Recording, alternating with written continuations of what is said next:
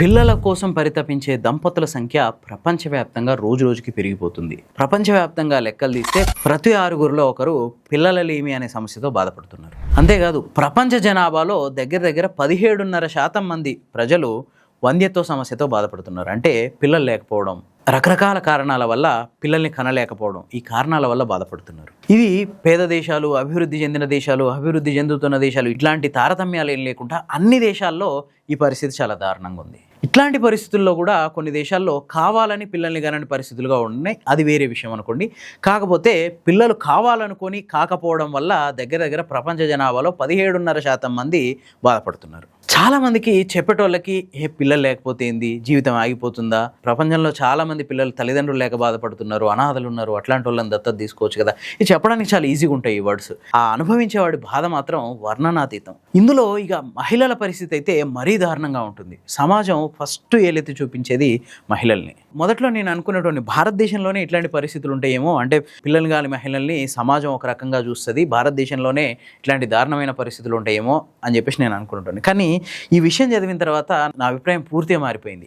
మాతృత్వం కోసం పరితపించే తల్లుల పరివేదన ఓన్లీ భారతదేశంలో కాదు, ప్రపంచవ్యాప్తంగా ఒకే రకంగా ఉంటుంది. ఇప్పుడు నేను చెప్పబోయే విషయం దీనికి ప్రత్యక్ష ఉదాహరణ. బ్రిటన్కి చెందిన గ్రేసీ బెల్ అనే ఒక మహిళ ఉంది. ఈమె ఒక అరుదైన సమస్యతో పిల్లలు అనే పరిస్థితి లేదు. 16 ఏళ్ల వయసులోనే డాక్టర్ల ఆ విషయాన్ని ఆమె తల్లిదండ్రులకు తేల్చి చెప్పారు. కానీ ఆమెలో మాత్రం మాతృత్వాన్ని పొందాలనే విపరీతమైన కోరిక ఫైనల్గా సాకారం చేసుకుంది. అది ఎట్లా అనేది ఈ వీడియోలో ఎక్స్ప్లెయిన్ చేస్తా, పూర్తిగా చూడండి, సబ్స్క్రైబ్ చేసుకోవడం మర్చిపోవద్దు. గ్రేసీ బెల్కి చిన్నతనంలోనే మేయర్ రోకిటాన్స్కీ కుస్టర్ హౌజర్ అనే ఒక అరుదైన సిండ్రోమ్ ఉన్నట్టు డాక్టర్లు తేల్చారు. అంటే MRKH, మేయర్ రోకిటాన్స్కీ కుస్టర్ హౌజర్. దీని ఏంటంటే మహిళల పుట్టుకతోనే గర్భాశయం అట్లాగే ఓవరీస్ ఈ రెండు పూర్తిగా ఫామ్ కాకపోవడం, లేదంటే అసలే ఏర్పడకపోవడం, దీన్నే ఈ సిండ్రోమ్ అంటారు. ప్రపంచంలో ప్రతి 4500 మహిళల్లో ఒకరు ఈ సిండ్రోమ్తో బాధపడుతున్నారు. చాలా మందికి పుట్టుకతోనే యూట్రస్తో పాటు ఈ ఫెలోపియన్ ట్యూబ్స్ అట్లాగే ఓవరీస్ ఇవేవి ఏర్పడవు, వాటికి సంబంధించిన రక్తనాళాలు ఉండవు,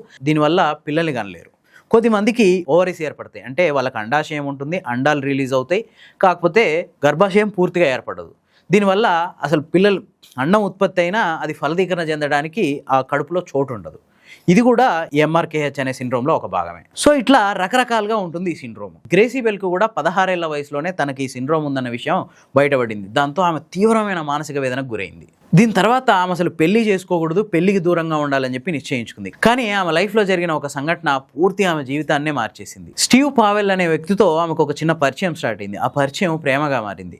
ఆ తర్వాత ఆమెకున్న ఇష్యూ అంతా చెప్పినా కూడా ఆయన యాక్సెప్ట్ చేసి పెళ్లికి అతనే ఆమెను ఒప్పించి ఆమెను పెళ్లి చేసుకుండు. అయితే వీళ్ళు పెళ్ళి అయిన తర్వాత ఆమెకి మళ్ళీ తల్లి కావాలనే కోరిక రోజుకి బలపడసాగింది.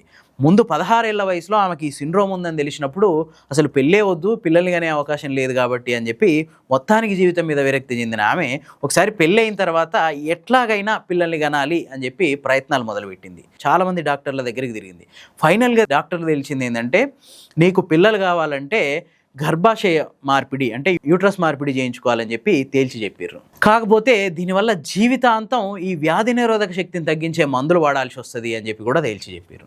అయినా కూడా ఆమె దానికి అంగీకరించింది. అంటే ఒక వేరే వాళ్ళ అవయవాన్ని కొత్త శరీరం స్వీకరించాలంటే చాలా సమస్యలు ఎదురవుతాయి. అసలు వేరే వ్యక్తి నుంచి వచ్చిన అవయవాన్ని మన శరీరం స్వీకరించాలంటే ముందుగా మన శరీరంలోని ప్రతిరక్షకాలు రిలీజ్ అవుతాయి. అవి బయట నుంచి వచ్చిన ఏ వస్తువుని అంత తొందరగా యాక్సెప్ట్ చేయవు. సో నిత్యం దాని మీద దాడి చేస్తుంటాయి. మన బాడీలో రిలీజ్ అయ్యే ప్రతిరక్షకాలు నిత్యం అవయవం మీద దాడి చేస్తుంటాయి. దానికోసం అంటే ఆ ప్రతిరక్షకాల ఉధృతిని తగ్గించడానికి మన బాడీలో అంటే రోగనిరోధక శక్తిని తగ్గించుకోవాలి. ఈ రోగనిరోధక శక్తిని తగ్గించే టాబ్లెట్స్ ఎప్పుడు వాడుతూ ఉండాలి. దీని ఎఫెక్ట్ దీర్ఘకాలంలో కిడ్నీల మీద అట్లాగే లివర్ మీద పడి అదనపు సమస్యలు వచ్చే అవకాశం ఉంది. మళ్ళీ ఆ సమస్యలు తగ్గడానికి మళ్ళీ మందులు వాడాలి. వీటన్నిటిని కూడా భరించడానికి నిర్ణయించుకుని ఆమె గర్భాశయ మార్పిడికి ఒప్పుకున్నారు. 2024లో బ్రిటన్లో ఒక మహిళ బ్రెయిన్ డెత్ అయితే ఆమె గర్భాశయాన్ని అట్లాగే ఓవరీస్ని తీసి గ్రేసీ బెల్కి అమర్చారు అక్కడ ఉన్న డాక్టర్లు. ఈ ఆపరేషన్కి ఆల్మోస్ట్ 7 నుంచి 10 గంటల సమయం పట్టింది. సేమ్ ఇందాక చెప్పుకున్నాం కదా, ఈ కొత్త అవయవాన్ని బాడీ స్వీకరించాలంటే మన బాడీలో ప్రతిరక్షకాలు రిలీజ్ అవ్వకుండా ఉండాలి. దానికోసం ఈ రోగనిరోధక శక్తిని తగ్గించే టాబ్లెట్లు వాడుతూనే ఉండాలి. 2024లో ఆపరేషన్ అయిన తర్వాత ఒక 3-4 నెలల్లోనే IVF పద్ధతి ద్వారా ఆమె యూట్రస్లో ఒక పిండాన్ని ఉంచిరు డాక్టర్లు. ఆ తర్వాత 2025లో ఒక ఆరోగ్యకరమైన మగబిడ్డకి గ్రేసీ బెల్ జన్మనిచ్చింది. అంతేకాదు బ్రిటన్లో గర్భాశయ మార్పిడి చేయించుకున్న మొట్టమొదటి మహిళగా గ్రేసీ బెల్ చరిత్రకెక్కింది. ఇది తన జీవితంలో జరిగిన ఒక అద్భుతం కాబట్టి ఈ అద్భుతానికి సహకరించిన వాళ్ళందరి పేర్లు కలిపి తన బిడ్డకు పెట్టుకుంది. ఫస్ట్ తన భర్త పావెల్, తర్వాత తనకి గర్భాశయాన్ని దానం చేసిన స్త్రీ పేరు హ్యూగో, ఆ తర్వాత తనకు ఆపరేషన్ చేసిన డాక్టర్ పేరు రిచర్డ్.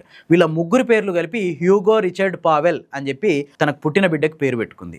యూకేలో బ్రెయిన్ డెత్ అయిన ఒక మహిళ నుంచి గర్భాశయాన్ని తీసి ఇంకొక మహిళలకు అమర్చడం ఇదే ఫస్ట్ కేసు అనమాట.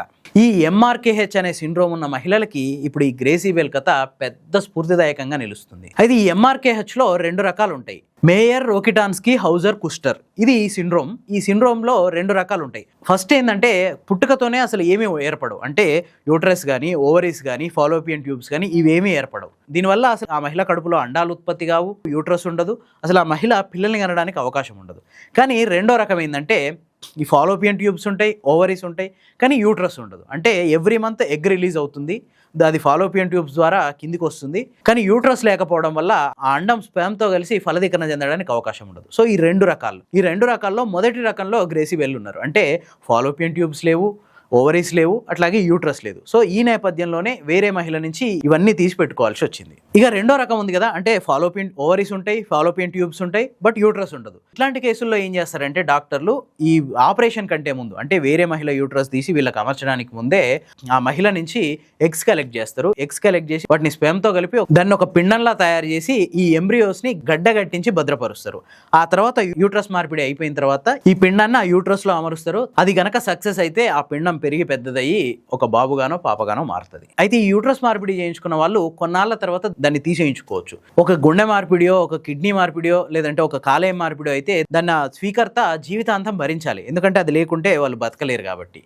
సో జీవితాంతం ఈ ఇమ్యూనోసప్రెసెంట్ మందులు వాడాల్సిన అవసరం ఉంది. అంటే మన శరీరంలో రోగనిరోధక శక్తిని తగ్గిస్తూ ఉండాలి, అట్లయితేనే మన బాడీ ఆ అవయం మీద దాడి చేయదు. కానీ ఈ యూట్రస్ మార్పిడి చేయించుకున్న వాళ్ళకి అవసరం లేదు. 1 లేదా 2 పిల్లలు కనగానే దాంతో అవసరం అయిపోద్ది కాబట్టి మళ్ళీ ఆపరేషన్ చేసి ఆ యూట్రస్ని తీసేస్తే ఈ ఇమ్యూనోసప్రెసెంట్ మందులు జీవితాంతం వాడాల్సిన అవసరం లేకుండా ఉంటుంది. ఒకవేళ ఇవి జీవితాంతం వాడితే మళ్ళీ ఇతర అవయవాల మీద ప్రభావం చూపించే అవకాశం ఉంది కాబట్టి 1 లేదా 2 పిల్లల్ని కన్న తర్వాత ఈ యూట్రస్ తీసేయించుకోవడానికి అవకాశం ఉంటుంది. ఇట్లా ప్రపంచవ్యాప్తంగా ఇప్పటి వరకు 100 మంది యూట్రస్ మార్పిడి చేయించుకున్నారు. వీళ్ళలో 50 మందికి పైగా మహిళలు సక్సెస్ఫుల్గా పిల్లల్ని కన్నారు. మిగతా 50 మంది మహిళల్లో ఇది సక్సెస్ అవ్వలేదు. భారతదేశంలో కూడా పూణే లాంటి సిటీల్లో ఇవి చాలా సక్సెస్ఫుల్గా జరిగినాయి. కొద్దిమంది మహిళలు పిల్లల్ని కూడా కన్నారు. సో ప్రపంచవ్యాప్తంగా ఎక్కడికి వెళ్ళినా పిల్లలు లేని బాధ అనేది వర్ణనాతీతం.